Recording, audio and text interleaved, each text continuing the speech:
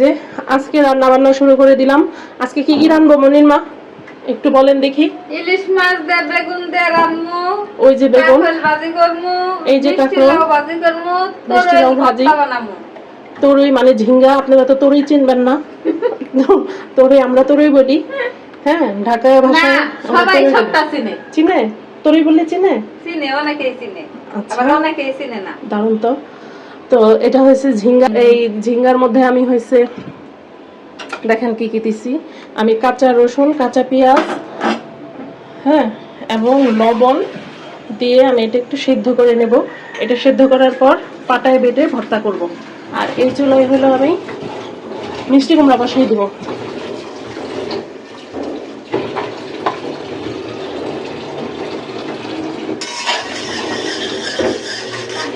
এই যে এদিকে আমি রান্না বান্না করতেছি, আর এই যে এখানে ইলিশ মাছও ভিজানো আছে। এই ইলিশ মাছটা দিয়েই এই কালো বেগুনটা রান্না হবে। এখান থেকে একটা ইলিশ মাছ আমি রান্না করব, বাকি দুইটা আবার ফ্রিজে তুলে ফেলবো। আর এদিকে এই যে দেখেন মনির মা, সেলিব্রিটি মনির মা। মনির মায়ের কাজ মনির মায়ের করতাম। হ্যাঁ, মনির মা কি কাজ করতেছেন বলেন বলেন। রসুন ছিলাইলাম, আদা ছিলাইলাম, এখন এলা ধুমু ধুইয়া। আদাটা একটু দেখান। এই যে রসুন, এই যে রসুন, এই যে আদা, এই যে আদা, অল্প একটু একটু আদা রসুন, হাফ কেজি আদা, হাফ কেজি রসুন। আমাদের আদা রসুন শেষ হয়ে গেছে, এর জন্য আজকে আমরা আবার একটু ব্লেন্ডার করে নিব। সামনে কুরবানি চলে আসছে, কুরবানির জন্য আমরা আবার আলাদা করে ব্লেন্ড করব। কারণ এখন যদি বেশি করে আদা রসুন ব্লেন্ড করে রাখি তাহলে হবে কি, সেটা একটু বাসি হয়ে যাবে। আর আমি কুরবানিতে কখনো বাসি মশলা ইউজ করি না, সেজন্য আবার কুরবানির আগের দিন আমি আদা রসুন একটু ব্লেন্ডার করে নেব, তাই না মনির মা? ব্লেন্ড না তো। বাসি মশলা তো আমি কুরবানির টাটকা মাংসে ইউজ করব না, সেজন্য আমরা আবার অল্প একটু আদা রসুন তখন টাটকা ভাঙায় নিব। এই হলো ঘটনা।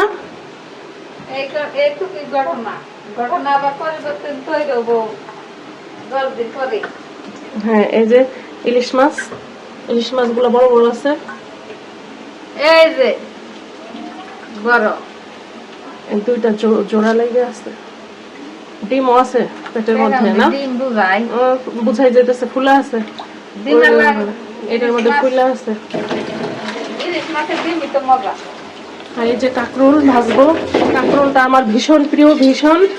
মনির মার প্রিয় কিনা জানি না, এবারই কথা বলে না, কারণ এবারই আমি পেট ভরে খাইছে তো মুখে কথা নেই। মুখে খিদা থাকলেও কথা নেই, পেট ভরাই দিলেও কথা নাই।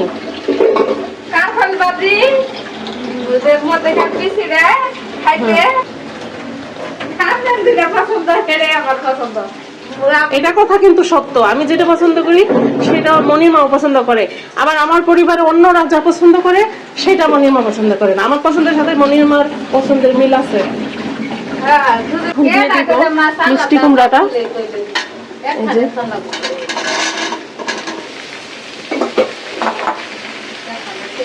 সবসময়ের মতো মিষ্টি কুমড়ার কালার আমার কাছে অসম্ভব ভালো লাগে, অসম্ভব।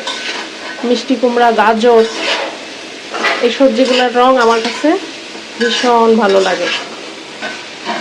আপনাদের কাছে কেমন লাগে জানি না। দেখেন কালারটা, শুধু দেখেন। সিদ্ধ করতে দিছিলাম, সেটা সিদ্ধ হইতেছে।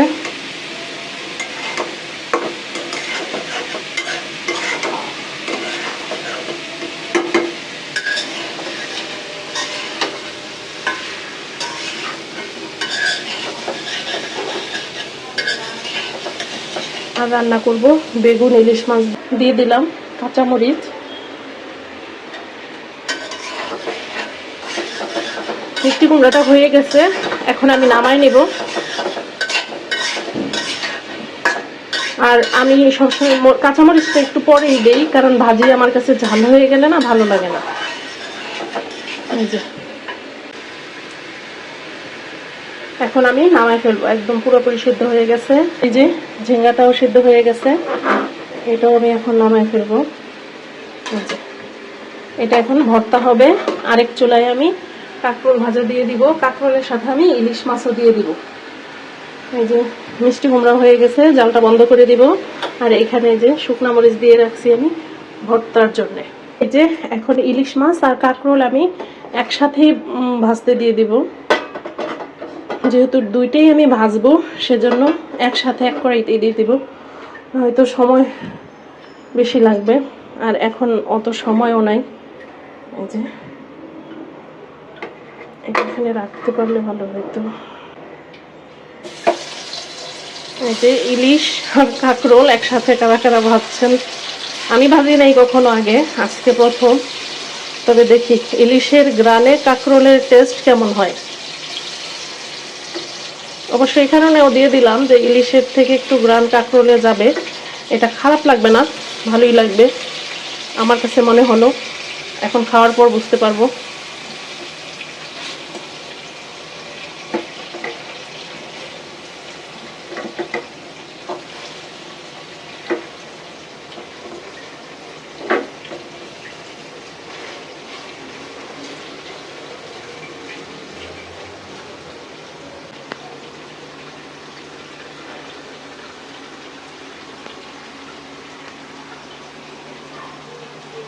একসাথে দেখতে তো অনেক সুন্দর লাগতেছে, ভাজার পর কেমন লাগে বলতে পারি না, কিন্তু আমার কাছে মনে হইতেছে ভালোই লাগবে, কারণ কাঁকরোলের সাথে ইলিশের যে ফ্লেভার দুইটা একসাথে মিলে ভালোই হবে, খারাপ হবে না। অবশ্য মনির মা খেয়ে রিভিউ দিবে কেমন হবে। ওকে, এখনকার মতো আল্লাহ হাফেজ। এই যে কাঁকরোল আর ইলিশ মাছগুলি উল্টাই দিছিলাম, হয়ে গেছে। আর এদিকে আমি হয়েছে এই যে ঝিঙ্গা ভর্তাটা বানাই নিব। ঝিঙ্গার সাথে তো দেখছিনি পেঁয়াজ রসুন লবণ এগুলো দিয়ে সিদ্ধ করছিলাম। এখন আমি কাঁচা পেঁয়াজ, কাঁচা রসুন, শুকনো মরিচ, কালো জিরা এগুলো দিয়ে ভর্তা বানাবো। এখন আমি ঝিঙ্গা ভর্তাটা বানাই নিব। এখানে কি কি আছে আগেও বলছিলাম, ঝিঙ্গা, পেঁয়াজ, রসুন, লবণ দিয়ে আমি সিদ্ধ করে নিছি। এখন কাঁচা পেঁয়াজ, কাঁচা রসুন আর এই যে শুকনো মরিচ আর এই কালো জিরা দিয়ে ভর্তা বানাবো। প্রথমে শুকনো মরিচটা বেটে নেব,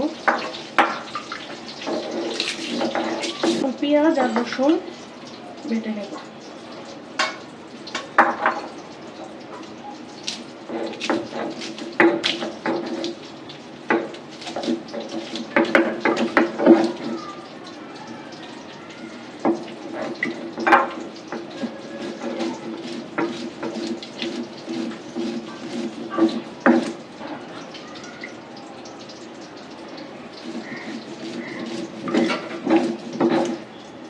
এখন কালো জিরাটা বেটে নিব। এই মশলার সাথে পেঁয়াজ রসুনের সাথে কালো জিরাটা আমি একবারে বেটে মাখায় নিব, তারপর ঝিঙ্গার সাথে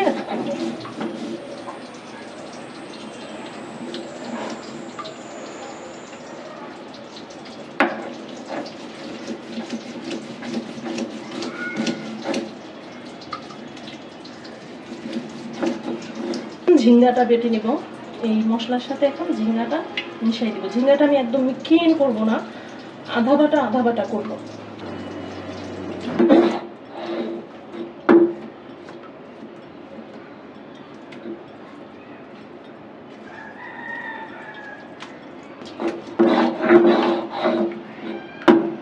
হয়ে গেছে ভর্তা।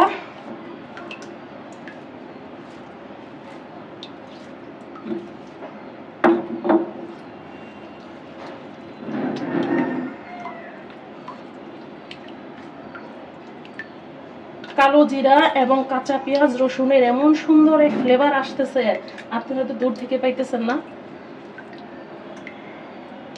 মনির মা একটু পরে খাবে, খেয়ে বলবে কেমন হয়েছে।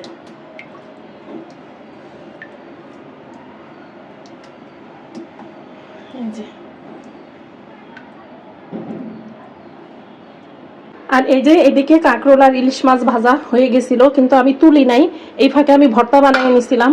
এই যে ঝিঙ্গা ভর্তাটা বানিয়ে নিছিলাম। এখন আমি কাঁকরোলগুলো তুলে ফেলবো। মা গরম, তেলে ভরা।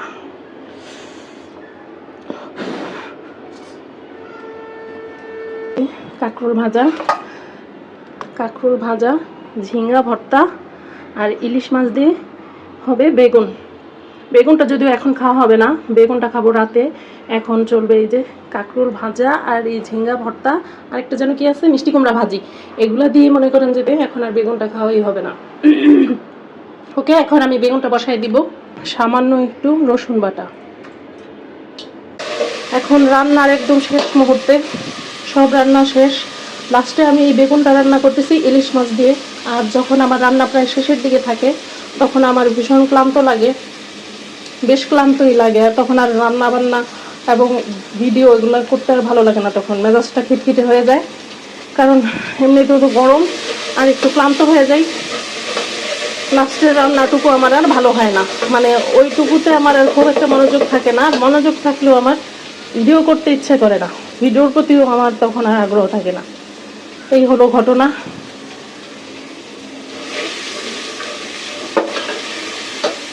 রসুনটা ভাজা ভাজা হয়ে গেছে, এখন দিয়ে দিলাম হলুদ, পরিমাণ মতো মরিচ, ধনিয়া, লবণটাও দিয়ে দিই কারণ পরে আমি আবার লবণ দিতে ভুলে যাই। এই যে লবণ,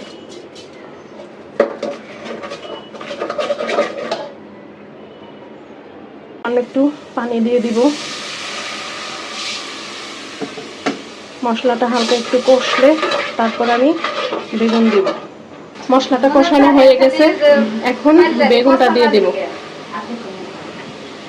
না, আমার মনে থাকে কিভাবে গুছায় সুন্দর করে কাজ করা যায় সেইটা, বুঝছেন?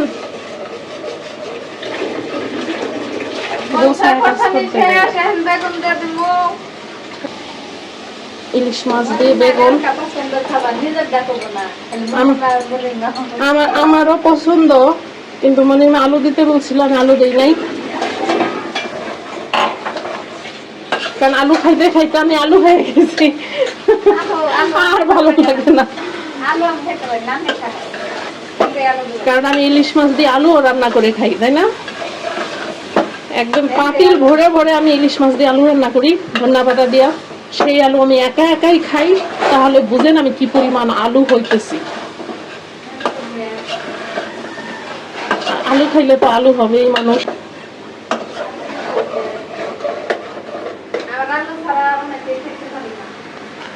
আমার আলু পছন্দ। বেগুনটা কষানো হয়ে গেছে, আর রান্না করতে করতে শেষের দিকে পাকের ঘরটাও নোংরা হয়ে যায়। এই দেখেন ওয়ালগুলিতে কি পরিমাণ মশলা ছিটে ছিটে গেছে, চুলাটাও নোংরা হয়ে গেছে। সবকিছু মিলেই এই লাস্টের দিকে আমার একটু বিরক্ত লাগে। আর এই যে ইলিশ মাছটা তাকাই আছে কি সুন্দর, বলতেছে খাও খাও আমারে খাও। দিয়ে দিলাম পানি পরিমাণ মতো, আমারে খাও।